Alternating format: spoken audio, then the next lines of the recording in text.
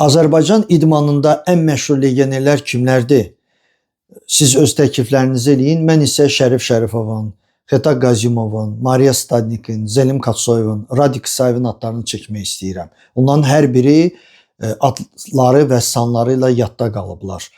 Dünya Avropa Olimpiya çempionu Şərif Şərifov karyerasını bitirəndən sonra Azərbaycanda qaldı və milli komandanın məşqçisi kimi işləyir.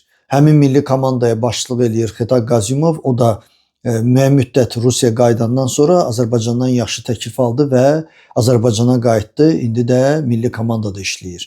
Mariya Stadnik karyerasını bitirdi, Ukraynaya qayıtmadı və milli komandanın koordinatoru kimi işləyir.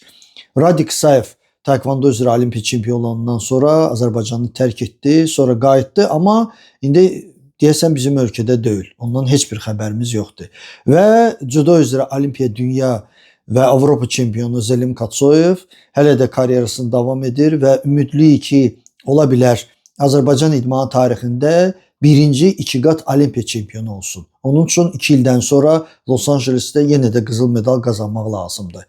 Bütün Azərbaycan idmanında olan xaricilərə uğurlar diləyirəm və Azərbaycan idmanına kömək etsinlər, səviyyə qalxsın.